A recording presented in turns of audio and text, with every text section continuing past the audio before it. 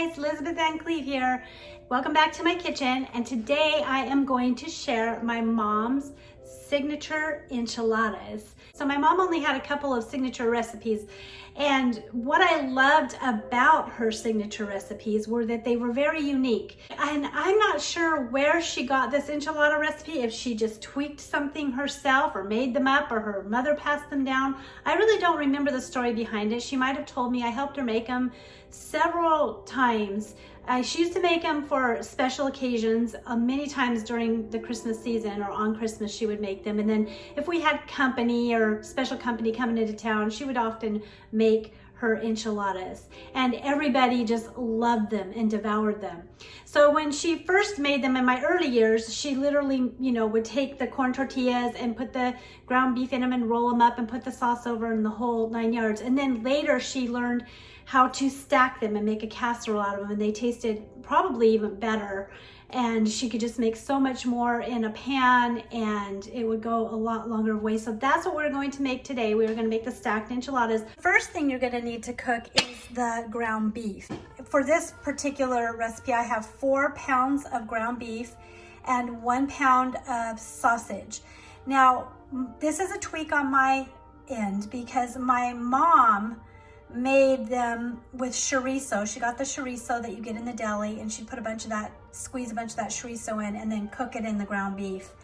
But I'm an ingredient reader, and I've looked at the ingredients in those that I've found, and I just decided most of it was spices anyways. And so I get my sausage, I put a little oil in the pan, I put all the seasonings that you would find in chorizo into the oil, and I cook the seasonings in the oil. I saute them in the oil for a couple minutes until they're fragrant, and then I add the sausage and I cook the sausage.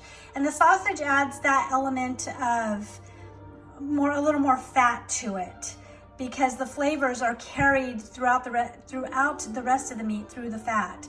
So that's an important step. You could use a high-fat beef if you didn't want to use sausage. I used the Jimmy Dean sausage. And then I just let this simmer for probably 20 to 30 minutes, because you really want the meat to really just simmer and cook. And I stir it like every 5 minutes or so. I stir it because you want it to just cook in those flavorings and just absorb the flavorings of the spices. So this is the enchilada sauce. Now, my mom always used about 1 can of enchilada sauce to 4 cans of tomato sauce. So it was 4 part tomato, 1 part enchilada. I make my own homemade enchilada sauce. I find that the store-bought enchilada sauce is just so tasteless and inferior. So I have that recipe there. I'll leave it down in the description. And then I use tomato puree. So because that makes for a thicker sauce, and as you can see, it's just this smells and looks delicious. Okay, next is, by the way, if you do use the enchilada sauce in the store, make sure you get one without a tomato base, because otherwise it's just going to taste like tomato sauce for the most part. The next thing that we are going to need is olives, and this is about 5 of those 2.5 ounce cans of sliced olives. So I use about 1 can per pound of ground beef. Next we need cheese, and this is sharp cheddar cheese and jack cheese, equal amounts. I used about 1.25 pounds of each, and this is a Tillamook sharp cheddar. You want a good quality, nice, pungent, sharp cheddar. And I use Tillamook. That's one of my favorite brands. I don't go with a cheap brand. I do find it when it's on sale, and then I just stock up on it. And then you'll want some purple onions, finely minced. You will need your tortillas, your corn tortillas. And these say super soft. I don't know if they need to be super soft. I just get tortillas. I get what's on sale, the biggest pack I can get, because I'm going to need quite a few of them. And then with the enchiladas, she always served kidney beans. Now, I was kind of sad because this is Aunt Penny's organic beans, but they don't look as pretty as the other kidney beans, which are a much darker red and they're more elongated. So I don't know what the deal is with these. These look almost like a pinto bean. They have a kind of the flavor of a kidney bean. But my mom would always put the leftover, she'd use some of the juice from the can, which is why I went with the organic because, you know, it only has salt and water in it. But she would always put any leftover onion in it and cheese in it and just let it simmer, and a little bit of enchilada sauce in it, and just let it simmer to serve alongside the enchiladas. I also wanted to say she always made a pan of enchiladas with onion and a pan without, which I'm gonna do tonight, so that those people and kids that don't want onions they don't have to try to pick them out. They can enjoy their enchiladas without being grossed out.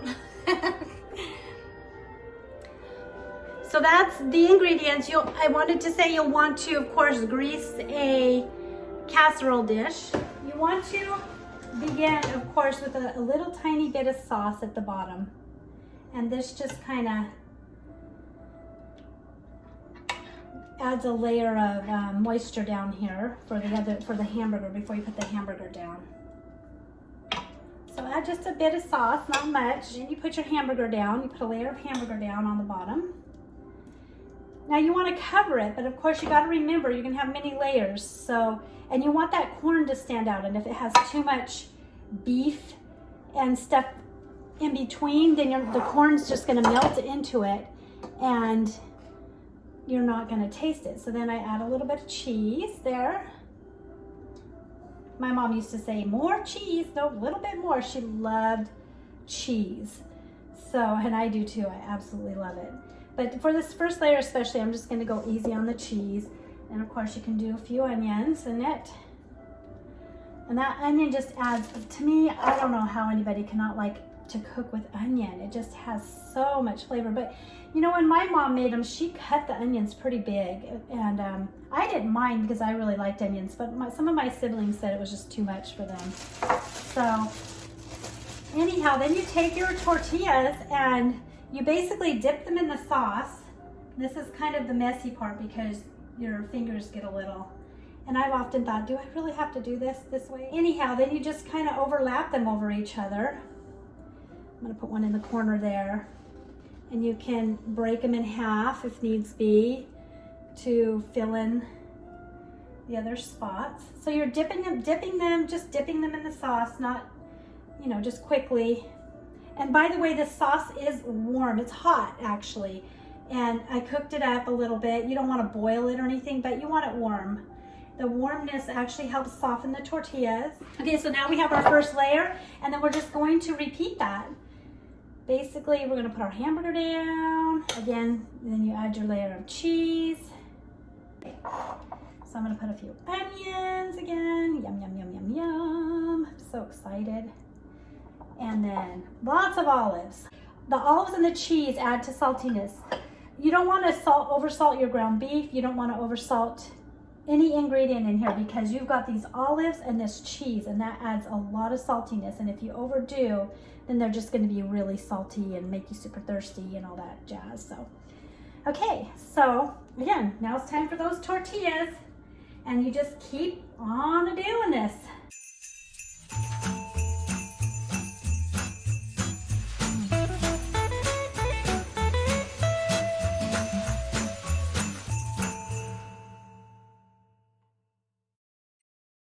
Okay, this is where I'm going to stop, and then what I'm going to do is cover this tightly with tin foil, and then we're going to bake it.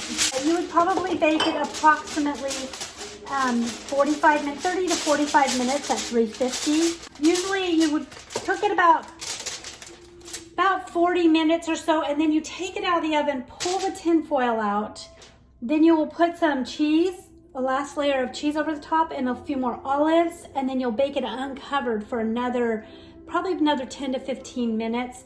Sometimes I do have to shred a little bit more cheese, so be sure you have extra cheese on hand in case you need more.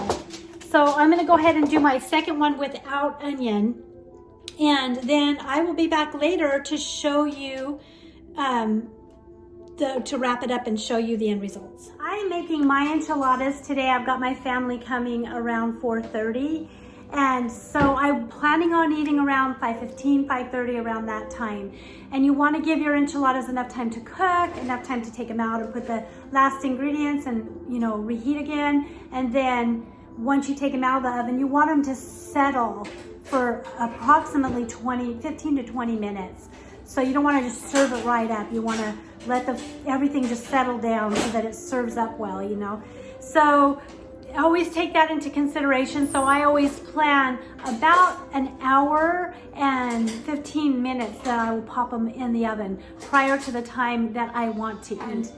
The toppings that we have for it, I might go over this later, I don't know, but we serve them with sour cream, and we always have a salad. I'm gonna make an iceberg lettuce salad because it's winter, and with tomato and cucumber, and if my avocado is ripe, I might throw, my mom always had avocado in her salads, and it was just always so good. And I'm gonna probably make either a ranch or a buttermilk dressing to go on that, and then we'll have the kidney beans with it. So that's how they're served. It's pretty simple. Just a dollop of sour cream and a nice salad, crunchy salad, and some beans, some kidney beans with it. It's so delicious. Also, so we have our iceberg lettuce salad and our buttermilk dressing, and sour cream, avocado, and purple onion, some croutons, and we have, here we have our beans.